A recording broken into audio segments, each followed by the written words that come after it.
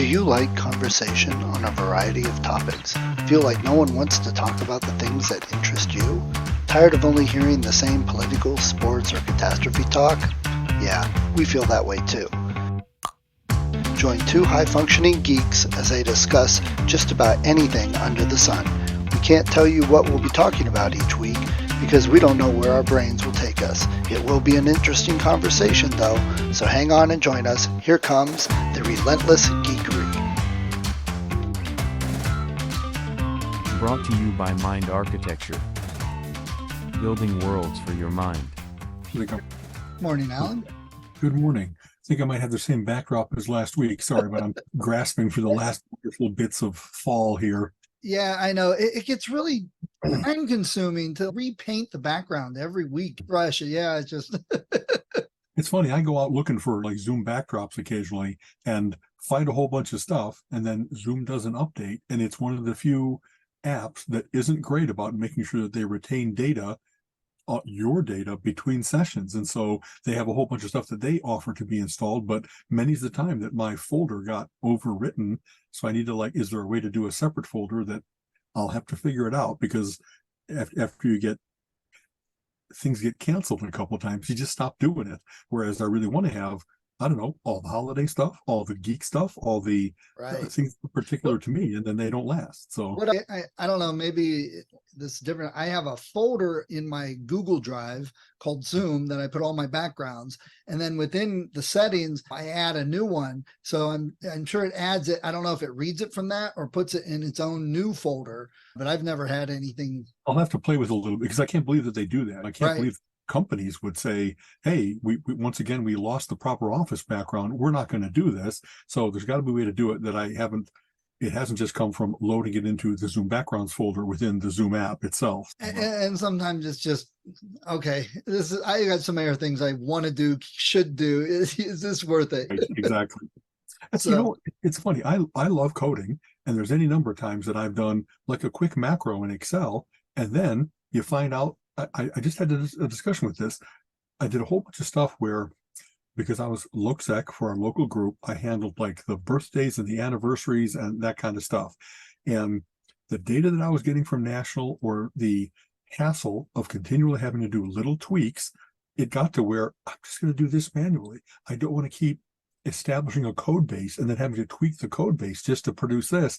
I can just put this into a spreadsheet, do a quick sort by a particular field, and then grab that set out and move it over. It was probably about the same amount of time, but it was much less hassle of having to go into coding mode to just put out a list of people by last name alphabetized. You know what I mean? So anyway. Yeah, I've found I've hit this point where there's some coding I like to do and enjoy, and then there's some stuff for coding that I'm like, yeah, I don't want to code this anymore. I'm done. I'm not doing it. Projects are fun, but there's certain functionality sometimes where it's just like, this is so much hassle for what we're getting.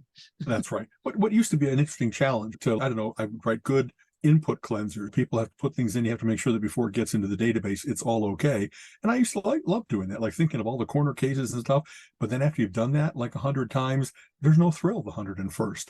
It's just hassle, and trying to learn enough about the language or the situation that you're in so you can remember, oh, I don't have certain functions here that I can do a quick trim left or something like that, and try to, or get rid of apostrophes and miscellaneous things so that all the O'Haras sort properly, all the McDonald's, it's either MC or MAC.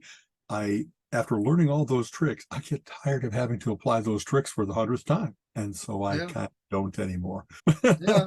So we have a whole list of cool things. The top of my mind is, after 50 years, the real Beatles have a brand new song. How crazy is that? A while back, they had a similar one where they got old tapes that all the four Beatles, they had pieces of what they had done, and like Free as a Bird, right? And they did a similar thing where it wasn't AI based, but it was based on somebody who's really good in the studio putting together snippets of things that it was. If they all weren't in the studio doing it at the same time, at least it was all the original. I should say the best four Beatles. It wasn't Beat Best, of course. It was, and I like that. But even then, I was like, wow, we're really scraping the bottom of the barrel to produce something. And the now and then thing, I like that there's a certain there's so much love for the Beatles and there's so much reverence for the contribution they made to songwriters and stuff like that. But really, one new song it's just not, I don't know, it seems to be overhyped, even though it's a really cool thing that they were able to apply AI to John Lennon's, if not voice, pieces of what he had sang on other places and include him in the recording. I think, and I agree. I think it's way cool because you can't say it's not the Beatles. It is, and it's actual, and it's the AI isn't creating the vocals or anything like that. It just used it to clean it up. So that's Right. message. That's what the AI is great at, is helping us do these hard tasks and just do them quicker. The computer turn it, Honestly, that's such a great way to put it. Some of the way I've talked about like self-driving cars and stuff like that is, I'm a pretty good driver. I really am continually doing, what they taught you way back when you were like 16 years old in driver's ed. You're continually checking your rear view mirror and your side mirrors and maintaining kind of situational awareness of what's going on and what's the worst thing that could happen ahead, and plan for every other driver on the road being an idiot. Colleen is even better about this than I. But having said that, I do that with whatever human limitations I have, check every couple seconds for each of these various different things. And never losing focus. Once in a while, we've talked about it. You hear a song on the radio, then you're like, oh, how did I get here? I went into the thoughts I was having, the song I was listening to, and suddenly I'm in my driveway. And having a device that does that 100,000 times a minute and is continually checking. When I've been in a Tesla and it has that little recreation of where cars are relative to your car, and you can see them moving in real time, it's so much better of being able to look at this screen than having to do the wheel around. Like, everybody's gotten used to, you move your side mirror so that it gets the blind spot that even if you glance left, you wouldn't see it.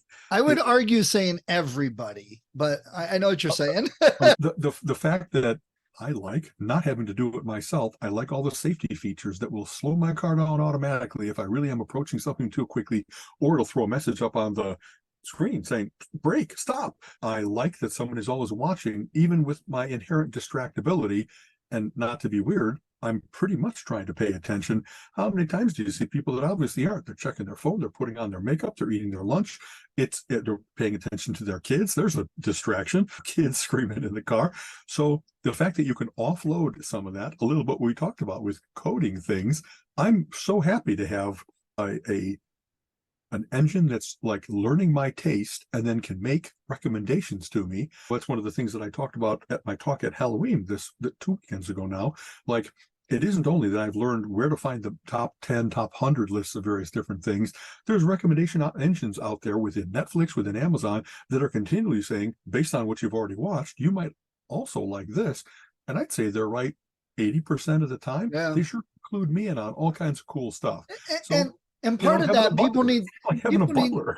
people need to realize part of that is not the algorithm is wrong, but when the movies are getting added, sometimes the tags are not good descriptions. For example, my Christmas horror, or no, just my Halloween scary horror movies, I can get my catalog program and say, just show me the horror movies in my list. It'll pull them all up. Keeps pulling up Metro with Eddie Murphy. And I'm like, yeah, this is like a cop comedy. It's not how's that a horror movie. Exactly. Yeah. Because people sometimes will put tags in, and I want everybody to watch this, so I'll use every single tag for every genre. That doesn't work. That's not a rom-com. And you really got to. Did you ever do search engine optimization? They had all the kinds of things where people would indeed put in the metadata, every way in which a search engine would find, not only from the title of your website, but all the ways in which you would present yourself to the world. And how much crap did exactly what you were talking about. They want to appeal to everyone. So the most tenuous connection, and a lot of times, absolutely the opposite. You know what I mean? You go to a athletic shoe store and it has nothing to do with dairy or something like that. Right. You know what I mean? But they have that in their search string, their search term. I was like, did they just dump the dictionary in? They've done nobody any favors. Because, and I've dealt with a couple clients like this, because they think if I get everybody to come to my site, then they'll love it because everybody could use my product. And authors do the same thing. Everybody should read your book explains to a 13-year-old girl the same way that it explains to a 79-year-old man, and the same way it explains to somebody living in France as it does to somebody living in South America. Those are 4 completely separate groups. So you're better off figuring out the one you want to reach, because you actually do better in your messaging, and then it expands. And people don't think that way. Oh, everybody will want my product. No, not everybody needs Viagra. So you don't market to everybody. And this is funny. There was all kinds of backlash, let's say 25, maybe 30 years ago, about profiling. You really can't have people in the airport stop because they look wrong, if you will. And yet, what is the entire science of demographic targeting, et cetera, based on? Yeah. And of course, it's not based on your appearance. It's not like, hey, if you're bald, you'll like this book better. But it is, wow, what are all the ways in which I would characterize myself? I even offer funny, smart, curious, decent, big. That's like my little profile that I have in many social media sites. And so you'd think, oh, he probably will like humor books, and he'll like, I guess, curious covers a lot of ground. But here's the new Cabela's catalog. It'll fit you perfect because you're a big guy. Because I'm a big guy.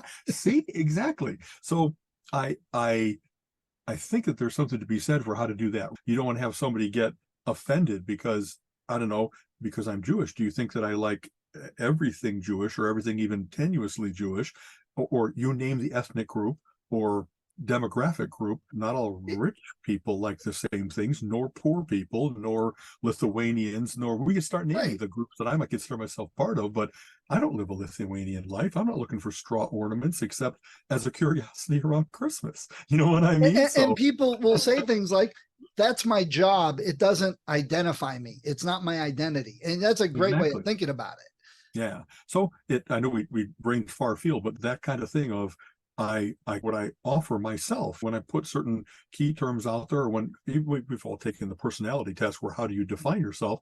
And I'd say, I don't know, my top 5 are like, yeah, that's a pretty good sketch of me. But if I had to expand it to 10 and 15 and 20, I'd add things that cover more ground. You know what I mean? And I think I could do that before I got redundant. You know what I mean? For instance, it's funny. I think I'm more brave than fearful.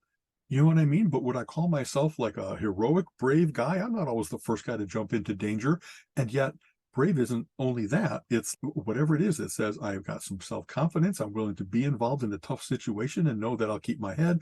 There's all kinds of things that associate with that. So sometimes taking one of those tests where it's like, hey, out of these 300 words, pick out the ones that best define you. It's actually fun to go through the list and say, yes, no, kind of 70%. Yeah, I was just going to say that the way we think sometimes, I don't know if it defines me, it's 80% defining. So that's right. Choosing those certain terms, but then you get, what you need to be able to do is add some adjective to the end of or beginning of it. You get it more defined. But yeah. And like when they start to have overlap, I don't think I'm a cowardly guy, but I'm not a sensitive guy. I don't think I'm wussy, except about certain things. I cry when I hear or see certain things, and yet it's not like I'm ready to fall apart. You know what I mean? Right. And if anything, it's also, there's a whole bunch of studies that say, though I just talked about, it's best if you're self-defining instead of that the market looks at you and tries to pick out what you are. Having said that, all kinds of things say that you do not signaling who you want to be, that it's aspirational instead of descriptive. So I'm brave. You know what I mean? You want to be like, if you're going to pick a spirit animal, nobody wants to be like a wombat. They want to be the lion. They want to be the bear. You know what I mean? That kind of thing. I take it back. Not nobody. Some people really do think, I like going to the library. I like things when they're calm. I like just, what's my favorite night? Being at home with a bowl of popcorn in my cozy place. That's wombatty compared to always being out adventuring, always being the defender of the family. You know what I mean? Right. It has all the connotation of, yeah, I'm the defender of the family, and I'm a lazy bastard the other 90% of the time. I let all the ladies go out hunting for me while I just sit there currying my mane. So anyway. So back to the Beatles song, since that's where we started. And did you enjoy the song? I did. I love the Beatles. I got all kinds of, not only many of their original albums, but I love the greatest hits collections, because they're like, I got both the red and the blue greatest hits, and they each have 20 or 30 songs on them, and they really have 50 or 60 great songs. It's not like greatest hits already has filler on it. If you're Pablo Cruz's greatest hits, they didn't have that many but the Beatles, in their history and in seeing their growth as an artist and just what made it on the radio and how amazingly talented Lennon and McCartney particularly were as songwriters, I love them. A really good friend of mine, Tim Kaine, has always loved them. And whenever I would talk about, what's your favorite group? Oh, Emerson, Lake and Palmer and Genesis and Yes and Kansas and all my big bombastic bands. And he's, nobody wrote a better song than the Beatles, though. And so you're right. Who else could write Yesterday? Such variety, too. Yeah, variety, many styles. Being able to write a great song, like a perfect, pithy 3-minute radio ditty, it's an amazing talent. We've seen a couple things like about the Brill Building and people who wrote show tunes and stuff like that. The Carole Kings of the world, the Paul Simons, Billy Joel, they're not the bombastic stuff that I like, but man, they just know how to wordsmith something so that it's perfectly evocative and so relatable by people, and the melody is so catchy that you hear it once and you have it forever. There's something really wonderful about that. And you mentioned Beatles. I'm looking forward to maybe when they turn the AI and say, write me a song that evokes the Beatles, because you don't have to have AI for that. Like Todd Rundgren did an album called Deface the Music, where he tried to write songs that could be mistaken for Beatles songs. Badfinger way back when was like, is this the Beatles in disguise? Are they like doing this to sound like the Beatles, but they don't want to have to support it? So there's been groups that really sounded Beatlesque. Yeah. Cheap Trick had a bunch of Beatlesque songs. You know what I mean? So some people really have that capability of capturing what made the Beatles so memorable and so pithy and perfect. And see, that's one aspect. A lot of people focus on that and are very negative towards it. I don't want 500 new sound-alike Beatles songs. I like the Beatles, but I like focusing more on the gooder stuff. That here was this song we probably never would have got that we got now. And it doesn't sound like some bad cassette recording. It sounds like a produced song, which Colin said, it sounds like we recorded this in 2020 as opposed to 1966. You can hear a bit. And I'm like, okay, but he loved it. He thought the song was great. And I'm like, think of someone like the Grateful Dead. We're not getting a new Grateful Dead. Maybe we are. How many recordings are there out there of Grateful Dead? They were the first group that I know of that really, they used to have a bootlegger section. Yeah. They used to make sure that people had good placement for the sound right near the music board and stuff like that. And bootleggers roll those tapes. Yeah. Springsteen used to say that before he got so big that his music company said, you can't do that anymore. Yeah. But there are, Fish has always been a great bootlegging band. There's a whole bunch of places that were, which is interesting because the corporate said that, but honestly, look how big that Grateful Dead are and were and got that way by letting people record at the concert. It didn't hamper them. And we're finding this a lot now. How many times do you have a good, oh my gosh, that movie looks so good, and then you start hearing about the executive saying, no, don't do this and change it, and then you see the movie, it's like, that sucked. It's funny, the world has repeated ideas depending on what environment you're in. So that thing about the Grateful Dead early on saying, we're not only about a record in a store, the way we're going to build our audience, our overall audience and our career is because we're going to let things go viral.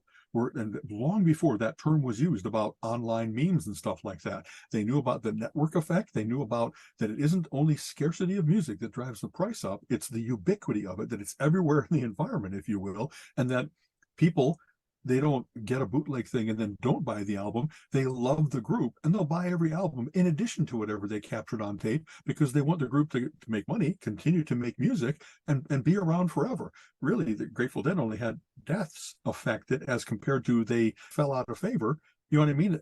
I think that there's all kinds of Grateful Dead spin-off bands that still, if they're not selling out stadiums anymore, they sure are still selling out smaller places and clubs and stuff like that. And maybe that's any music group's trajectory, that in their heyday, they sold out stadiums and then they got to calm down and go to the 2,000 seaters in the later years of their career, stuff like that. I would be all for hearing more things like this, and you again using the technology for good. Exactly. It's very funny. I think I went to Progstock, one of my progressive rock festivals, this one in New Jersey, and they had a silent auction, and I won the 10 CD Pink Floyd set. It was live captures of all, songs throughout their career, and very cool in terms of a lot of times they were working on songs, and so the version that I have on my CD is not the version that actually ended up on actual official release version and stuff. So that's always like cool to see things in progress. But also what I thought was, I used to have such a prejudice against bootlegs because I really didn't like that the artist wasn't getting paid for what they did. I didn't know enough about the music industry and already know that the game was rigged against them making money off of their albums and stuff like that. But I sure didn't want it to go to, I don't know, a scammer, a guy who snuck a recording device in when it was illegal. And having said that, now that isn't the way the music business is. The only way to make music is to do live tours and sell merch and all kinds of things besides put out CDs, if you will, and put out just CDs are fading. LPs have actually sold more than CDs the last couple of years, which kind of boggles my mind. People love that analog-ish sound. And also, of course, it's downloads now. And now you have the world of Apple Music or Spotify or whatever. People not only listen to things online, but they do download things from Amazon Music. So there's so many ways in which it's getting delivered now that I've like, my prejudice against bootlegs is foolish. It so much doesn't matter, given that there's 12 different ways for artists to get paid. And you hope that nowadays I have a prejudice against Spotify because from what I understand, you got to get 1 million hits to make a penny. Hits is not the right term, plays. And so someone, again, found a way to be the rapacious labels, the rent taker in between an artist and his fans. And so another thing I do is I get all kinds of Facebook things where it's like, hey, we'll send you my new CD for $5, just cover the cost of shipping.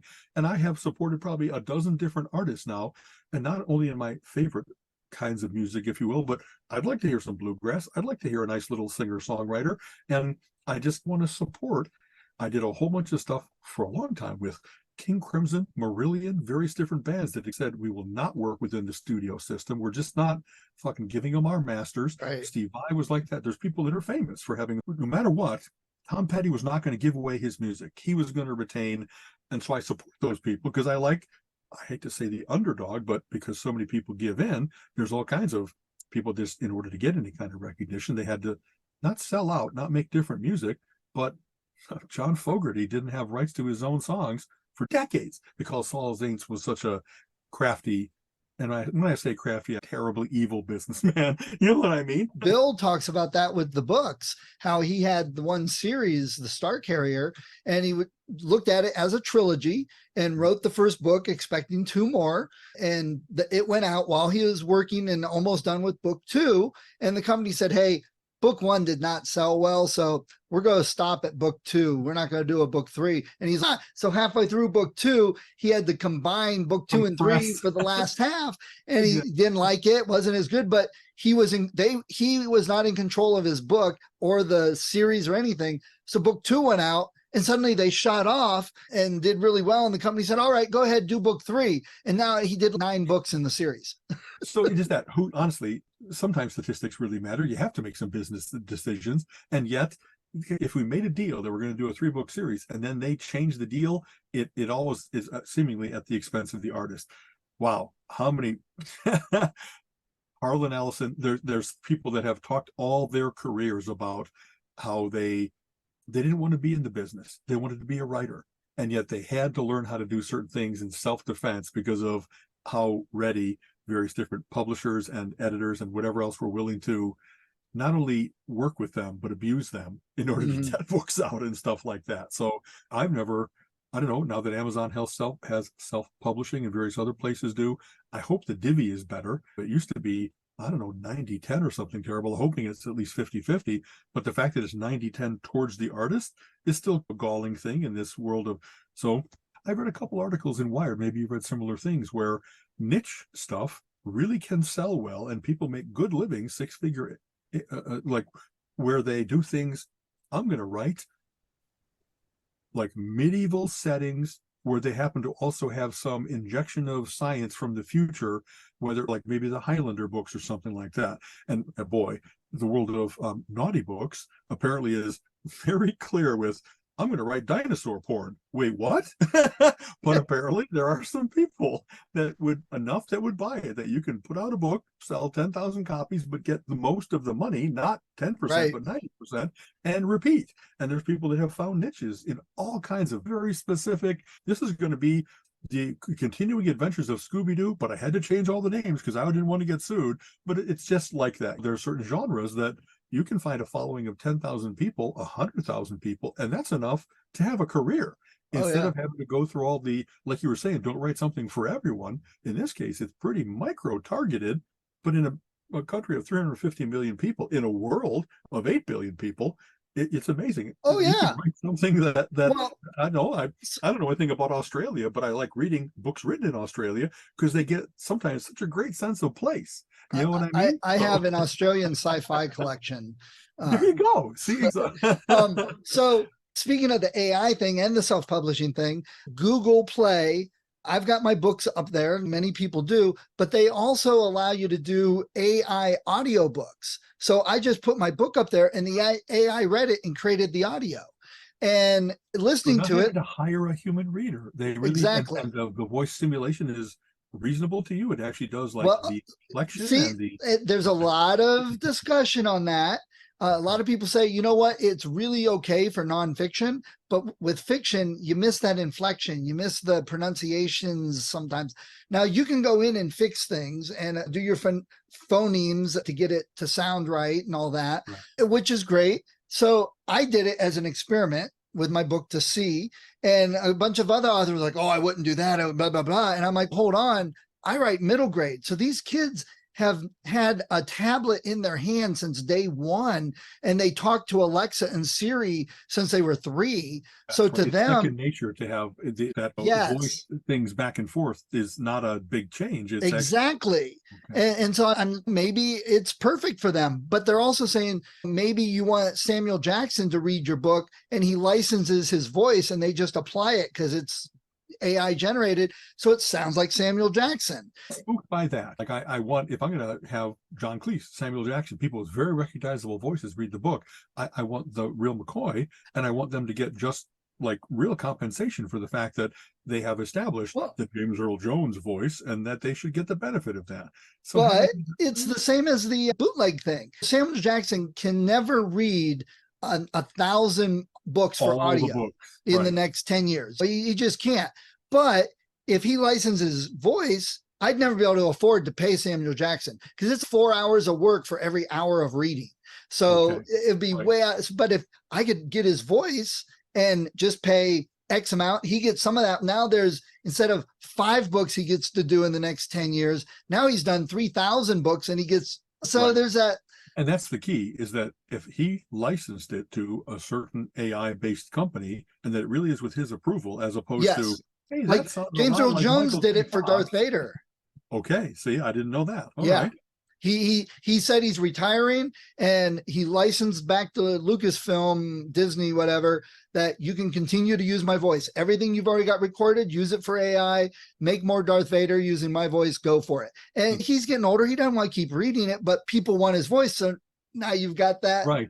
What a fascinating area of like contract law to be working in, like how much and in what venues. Like now it's not going to be in movies, it'll be on CDs, it'll be all of it in games, all the various different ways in which that could be used. And do you get correct compensation for, hey, that's James Earl Jones? Because that really, one of those things you could put under the title or in a little bubble on the cover of something that will sell more copies. And so it's like that's really a sales thing for them, not just that is, you mentioned it, and it's so tricky with things right now because most of the like actors and stuff for anything back through the decades basically signed away all rights to that character. And so now the companies are saying, we can just use AI and use your face, use your voice, and we'll create 3,000 more things. We don't have to compensate you at all because it's not in the contract. So there's a lot of problems. I've seen videos right where now. they had Bogey talking and stuff like that. And I'm pretty sure the estate of Humphrey Bogart did not say, sure, go ahead. But they did indeed sign things away when they said into perpetuity, my image, my voice, etc. Yeah. And the problem is you would say they should compensate them. And the studios and the big corporations are like, okay, you can say that, but we're not going to do it. So screw y'all. And we're keeping the money. That's just what's happening. That's right. Yeah. Honestly, shades of comic books. There was all comic books has almost always been work for hire for decades. And then people started to really do their own work. And they wanted to make sure that even if it was published by a major publisher, they got just compensation for, I'm the one that created this version of the Legion of Superheroes or whatever else it might be. I've also read when you sign something that says, hey, you can do whatever you want with me forever. Already there's been people like Nicolas Cage that said, whatever I did to give them material to work with for something that uses him in an AI way, it's not at all what I would have done as a human being. It's not me. It's unfair. It's an abuse of my image and my whatever fame, whatever notoriety I've developed. So there's got to be something that says you can't have, I don't know, something abused if someone has a, like Jimmy Stewart is well known as being the good guy in many films. And if all of a sudden, not by his choice, he's the heavy, or that he's in a sex scene that he wouldn't have been in or something like that, as if they've not been doing that forever, the deep fakes that just somebody's head on top of somebody else's body. So that interesting image purity, if you will, that people have to actively maintain it. And I can't imagine what it would be like to be, hey, here's a talk you did at the last gathering, Al. What do you mean? I wasn't at that gathering. Yeah, virtual Al. That they made virtual, and that all of a sudden I'm everywhere. I really want to maintain my own body integrity. And that leads us to a whole bit different discussion about body integrity and issue one here in Ohio. And so isn't that? Yeah. It's funny you mentioned Nick Cage, because his appearance as Superman in the Flash movie, which was only test footage, he did not approve the use of that, but he didn't have a choice. He didn't like it. He didn't want to be in it and all that, but they did it anyway. I hoped that he would be tickled by it, because this is the guy that named his son Kal-El. You know what I mean? He really always had a wonderful love of Superman. He's one of the guys that when he had some movie money, he went ahead and bought Action Number One, which got stolen. Sadly, I would have hoped that they would have found a way to work with him and make him happy instead of appropriating him, because that's it. So I guess if you're talking virtual multiverse universes, there is one in which Nicolas Cage played Superman. Sorry, Nick, the real you isn't the only one that's out there. we used a different one. He gave us our approval. Exactly that. We got a virtual contract over here from Universe 617 and stuff like that. So. Speaking of, you mentioned the voting and stuff. So do you think marijuana is going to be legal after today? I think it will. And you think? Honestly, I think what an amazing thing. That would have been the absolute hot button, hotly debated issue 20 years ago. And now, because abortion is issue one, the right of a woman to choose and maintain her medical integrity and so forth. Now, issue two, which is about legalizing recreational, not medicinal. It's just, oh yeah, do that too. It's a weird thing. And honestly, I think it's just right. By that meaning, there's never been any science behind the prejudice against marijuana in the face of all about alcohol, all about other drugs, like it being considered often like, I don't know enough about drugs, a Title X drug compared to a Title Y drug, where it was like more felony than misdemeanor. And it's not had ever since reefer madness, it's never had the characteristics that were ascribed to it in terms of how much harm it does or what people on marijuana, Scooby and Shaggy solved how many mysteries. They are a menace to society, that it was actually such a mellow version of other mind altering things.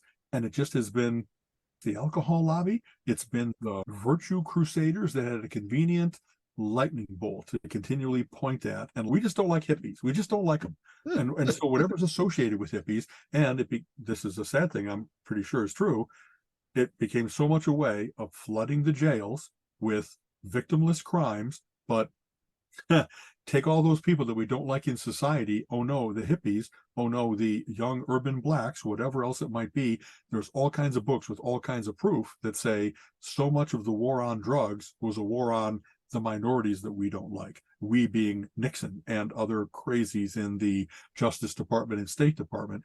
And so this is finally the pendulum swinging back and saying it's never been that harmful. It's no harmer than anything if we do it the right way, where it's not suddenly open we're going to have, there'll be testing to make sure that it's the safe version, that it's not too strong, that it's check for purity and assay so that you're not getting floor sweepings and dangerous stuff put in there.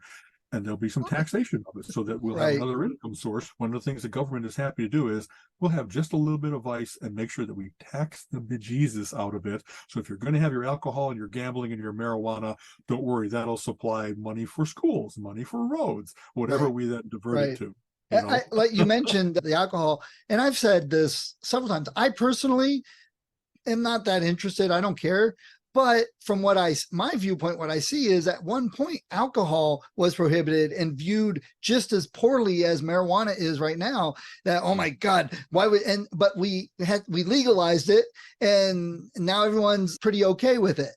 If marijuana was legalized in the 40s, it would be that way now. People wouldn't care. And as my buddy pointed out, he's, you know what? I would much rather have somebody smoking marijuana with a gun than somebody drinking alcohol with a gun. That kind of thing, honestly, or driving. And just, I've not done anything, you know what I mean? I like my mind the way that it is, and I've never felt the need to pursue ecstasy and nirvana or to pursue numbness. And there's various different things that do. I don't need a little bit of like liquid courage because I'm talky and not shameless, but I don't have that feel of interacting with another human being. So I'm blessed in those ways of not needing that. But having said that, I'm really happy with, I've made it this far. And I think, did we mention this before on the show? I've done one goo ball. I didn't know what it was. I was at a fish concert, speaking of fish. Oh, and I like, is that like a brownie? I'll have that. And then someone later told me that was probably laced with marijuana. But wouldn't they have to have a sign that said that? No, of course not. I had no idea. And honestly, it wasn't like then I was reeling and it wasn't reefer madness where it's, oh my God, I got to play the piano. I didn't feel any effects, maybe because I'm a big guy, maybe because it wasn't that potent in the first place. I never wanted to not be I agree with who I am. And especially, I think I've told you this, thank God this is true. The only times that I can think of where it's been not me, I've had a couple operations where they give you like a 2-stage anesthetic. And after the first one, I kept talking, even though I don't have any memory of those kinds of things. And my wife said, you were so chatty and so hilarious, and you still love me. So that was good to hear that when the id is the only thing talking, not the ego or the superego governor, that it was still like, I thought she was beautiful. And I thought, hey, this is interesting. Whatever's going on is always interesting. And blah, blah, blah, blah. Apparently, if there's a real me, I really am the one that I want to have my public face look like, which is like interested in everything and chatty and humorous, and right. Who came out instead of when people drink a lot in vino veritas and then, oh my God, they're so aggressive and maybe even violent, they're so sad, and that's what they mask over to just perform in the world. So if part of being self-actualizing is to like have your public persona match your private, I guess I'm close to that because I have my quiet moments. Not all the world knows all my secrets, but I don't have a total chameleon thing going on. Public me is very different than the usual me. So once when I was younger, I was with my cousin and we were in his bedroom playing Atari, and his mom and dad and uncle came in and said, all right, you guys leave. We're going to play Atari. And we're like, but we're playing. No, you guys leave. And they turned off the lights and they were playing Atari. And we go out and we're like, okay, I guess we'll watch a show. And we're like, oh, hey, there's some brownies. Can we have some brownies? They're like, no. And they come running out and grab the brownies. You can't have any of these. And they run back in the bedroom. And we're like, what the hell? So we watched a movie and stuff. Years later, we're talking about this. And we're like, oh my God, those were weed brownies.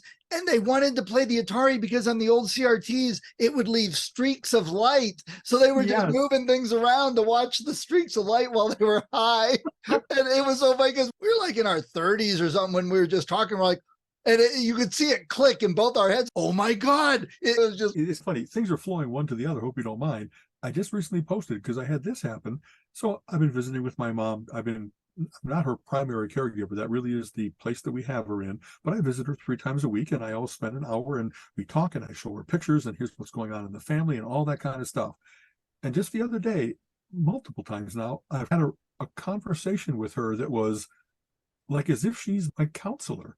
You know what I mean? I know I can say things. It's like and I know talking, not to sound bad, but talking to your dog. a little People bit say, like that. you know, The confessor, though, because some of the things I've been talking about are pretty heavy. And instead of the dog just doing this, and yeah, like, that she's kind of thing, listening. she It's seems like, to be listening, but doesn't have like the startlement and the, oh my God, that's incredible. I didn't know that. Oh my God, that's distressing. I didn't know that.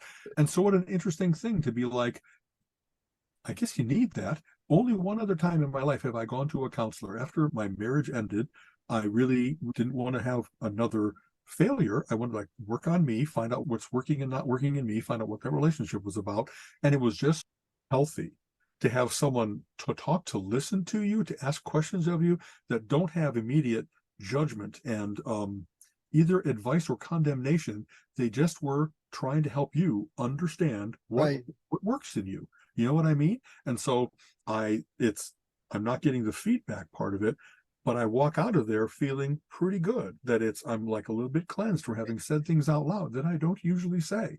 And I'm not doing it in a public place. It's usually when she and I are like taking a little walk outside because I wheel her around and we see the grounds and stuff.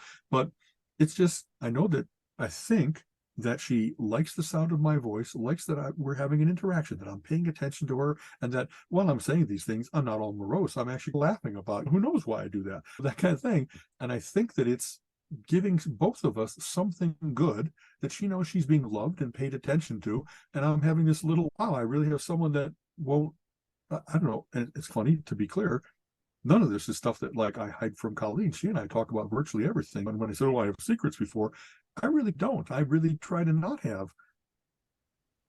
And having said that, I'm sure that I have things that I'm sensitive about, and that so I'm not sure, even this isn't a yes, no, all the way one way or the other. But the fact that I talk to her about things that I don't talk about with a lot of other people, because it wouldn't be like watching their facial expression and wondering if they're going to give me laughter or horror or whatever else. Right. Counselors, a large part of what they say helps, and that they try and do is get you to talk and say that stuff. And a lot of times there's not a lot more needed. That just, like they say, get it off your chest, you'll feel better. So that's great, because it sounds way better than me talking to my mother, because she frustrates me. So it doesn't happen very often.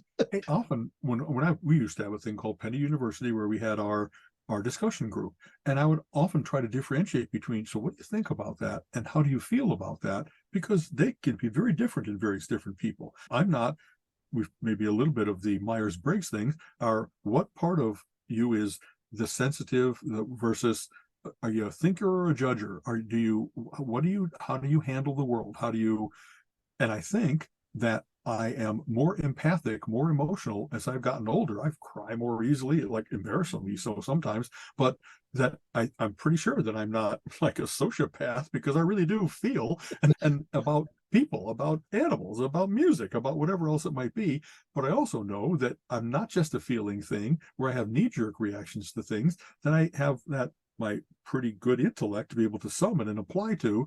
What am I working on? Why do I feel that way? And how should I think that way? And maybe how should automatically enters into it, because that's part of my thing is in thinking, I think of what's the way to make the world better? Not just I'm this thing in the world and we just like little billiard balls colliding into each other. There's a lot of prescriptive instead of descriptive things going on. And so I don't know that I have a main point, except it's healthy to me to be able to do that, to step back from what you're going through and say, I'm not those emotions. I have those emotions, but they will pass. And in fact, if I wanted to, I really could make them go away. You know what I mean? Like I said, if I'm calm in a crisis, it's that no matter how sad you might be or how scared you might be, do that later. Right now, make sure that you're saving yourself and your loved ones, that you're handling the ever-present danger and then getting to safety and all those kinds of things. And that's right. That ability to separate between, I think it's important. And some part of how people can't do that is where neuroses and psychoses come from, is that they don't have the ability to like wear the different hat or be different aspects of themselves as necessary in different situations. Yeah, I think the virtual AI owl is probably a psychopath. Me and my best and worst might be much more. And so we've talked about, we have certain behaviors that are on the spectrum. You know what I mean? Some things that give me pleasure about it being orderly or being whatever. But how I've always looked at that is, I don't think that I'm deeply on the spectrum in terms of the obsessive part of it. If anything is obsessive compulsive type things, I might have a preference as to how my desk is set out, but it really isn't, if it's not just the way that I want it, that I'm like really nervous and then I have to fix that immediately and everything else to wait. Because I've seen people that are like that they really, if you rearrange something in their environment, they put it back the way that it has to be. Or about all kinds of other things. They have to eat food in a certain order. They can't stand certain sounds. So luckily, I seem to be pretty high coping, high functioning with, I'm aware of my preferences, but they're not commands. You know what I mean? And I hope that's that way for you too, that even if you really are compelled to do certain things, you really have the ability to say, but that's not the most important thing right now. You know what I mean? It really might be that it gives me a little bit of security to think that or feel that way, but it's not the only thing. Right. Sometimes there are times when something will just hit me and it's just, oh my God, this is go bug me forever until I go look at it, fix it, do it. It's the most, and the stupid thing sometimes, it's like not necessary.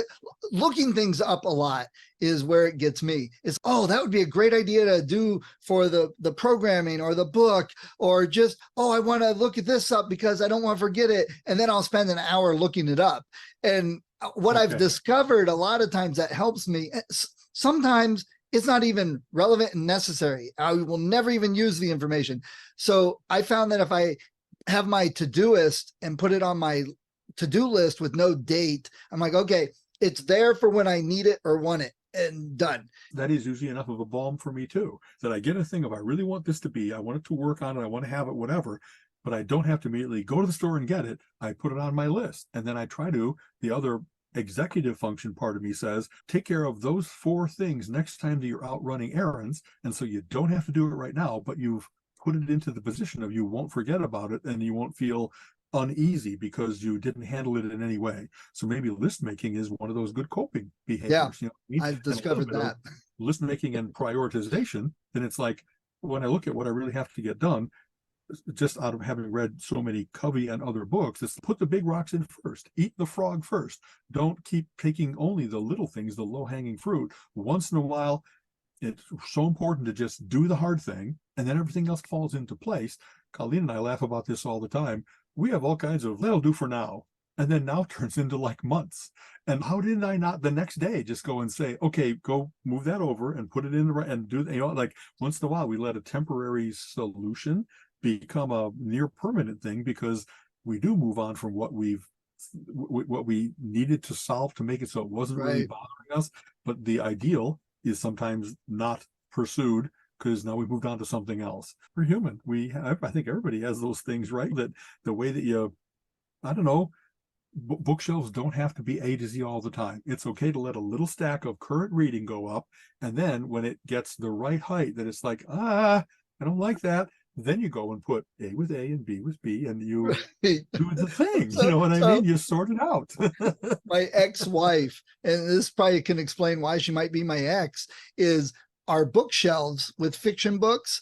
We ended up having to keep our books separate because she would organize them by color.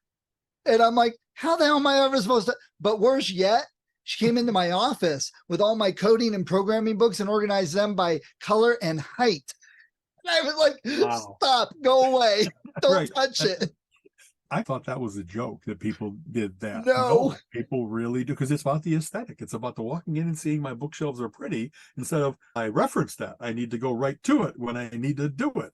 And she had an OCD thing with crayons. She did like to color at times as a relaxing thing, but she was very hoarder with crayons. She would constantly buy new crayons and then she would organize the colors so it looked like the rainbow spectrum. And I'll just say, when she had left, she still had some stuff here. And so we were getting it all to pack up, and she specifically said, and you better make sure all my crayons are fine in the order. And my cousin went, oh, you mean these? And literally stepped all over them and threw them back in the box. So she was probably not happy with that. What's funny is, I think that this is related. At the facility that my mom is, both this and the previous one, they had specific things that they had the other residents, the inmates, do, because it satisfied them to fold laundry, or they would honestly scatter things on the ground so they could run over one of those little, like, cleaner up, or not a vacuum, but and and it gave them such satisfaction to clean up in that way, organize in that way. Sometimes those, what others would call like a mundane tasks, they could really be satisfying and calming to people that have that need to organize, to put things in a way that is satisfying to them. And so I wouldn't have believed it until I saw it, that scattering paper, it wasn't a cruel thing to her. That was really good for her. So Yeah. interesting. So, all right. I think we've been close to an hour. I got things to get to. So I take it with all the tests, you're healthy. Thank you. As I mentioned while I was running a little bit late, my initial blood pressure getting in was a little bit high, but they retook it and I was back to normal. I was happy that for as big a guy as I am, I'm really like at 120/80. I really don't have that. They took an EKG and I'm still rock solid, rock and roll rhythm. One of the things you fear about atrial fibrillation and all that kind of stuff, my ablation and my cardioversion really reset me, and I've not reverted. And I've been in any number of little discussion groups where people talk about theirs lasted 6 months, a year, 2 years, and they went back to it. And thank God I'm not. I'm really, that seems to have took. And so about heart health and about not having all the things that go with atrial fibrillation where you can get numbness and stuff, I don't have any of that. I went up a little bit on some of my diabetes things. My standing glucose now and my A1C overall slightly elevated, and I have been making steady progress over the last couple of years in getting that under control and getting it down. And so the fact that it ticked up at all, still not above 7, my A1C is still, I think, 6.6, but the fact that I had gotten it continually lower, it's like, it's not just because I had Halloween candy, because the A1C is the long-term one. I have to, like, I guess I'm still eating too many carbs, too many. I'm not, my ratio of protein, fat, carb is wrong for, I'm not doing right by my body. I need to work on that, but at least it wasn't, you bloomed to 10 and what in the world did you do? I just have continued reattention, if you will. You know what I mean? Didn't have to change any of my, I take my atorvastatin and my metformin and my Jardiance. None of those had to change, or the dosage. And so I know we overall for 64, I'm doing okay. Good. I have whatever the things are, the indignities of aging. Nowadays, once in a while, when I change position too quickly, I'm aware that I'm just for a fraction of a second out of balance, that my body has to assert itself, and whatever those, trying to think what they're called, the gyroscopes. My internal gyroscopes have to get back into nominal position, and never having felt that before. The first time that I had that was like, I'm not drunk, I don't have a head cold where it might affect my inner ear. What the hell is going on? And apparently that's something that either out of getting older or out of diabetes plus other things older, it can have that effect. It's like, no, I'm not a fall risk. I'm not reeling around the room. I'm not bumping into furniture, but I'm aware of it ain't like it always has been. And that's disconcerting. You know what I mean? You don't want that little indignity. Wow, I have to pee more often and I don't catch my balance as quickly. What the hell? This age thing, man. Right. I had my blood work recent, and my thyroid stuff was up, the TSH and T4. They were both up. And the doctor said, that's weird because normally one will be up and the other will go down. They go, but he said both were up. So I'm getting it rechecked just to see in a couple weeks. Let's go a month and see. So I don't know what's up with that, but my mom is on something for that. She had it, hers was low, and apparently they thought that was part of why she wasn't able to warm up. I think a lot of older people get cold, the extremities and so forth, but it really was whatever her endocrinal response was, not as it should be.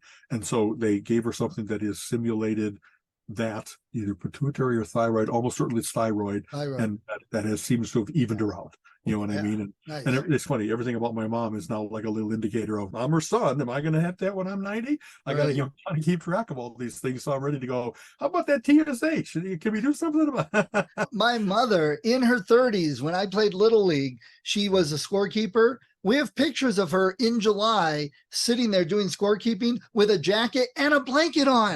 And it's like, it is 95 degrees out here. And she's, I'm chilly. The wind's cold. And it's just, oh my gosh. So that's funny. So, I don't know. It's wonderful to walk out of a doctor's office and not have, okay, more tests. What's going on? I'm okay. I'm really, the fact that I am doing the walking and eating relatively healthy, and so much like Colleen and I getting along and being low stress in that regard, all of that is just so much. Keep going, Al. Make it to 100. You know what I mean? There's so much cool stuff still to see and do. Stick around. So, all right, man. Thanks We'll very talk to much, you later. Stephen, for your flexibility today. Okay. No problem. Take care. All right. Well, we hope you enjoyed that episode of Relentless Geekery and that you'll come back every week and listen and join us in our conversation about all the exciting things in the world of geeks and the fun that we have, whether it be music or the movies or comics or role-playing games or board games and video games. We talk about so much, and we love having everybody come with us. Please, if you did enjoy the show and you like listening to us each week, give us a review, give us some thumbs up or stars, because that helps other people discover us and helps the podcast grow. And we also are starting to add some geeky, unique t-shirts. If you go to our website, relentlessgeekery.com, you'll see we have a shop with some t-shirts in it. And these are some fun sayings, some fun designs we've had and talked about on the show. You can also get a Relentless Geekery t-shirt. And this would also help support the show, as there are some costs with hosting and the software that we use. So it'd be great if everyone checked that out also. But please, we hope you come back next week and give us a review, pass it off to your friends, let them know. Join us as we talk more about the wonderful world of geekdom. You have been listening to the Relentless Geekery podcast. Come back next week and join Alan and Steven's conversation on geek topics of the week.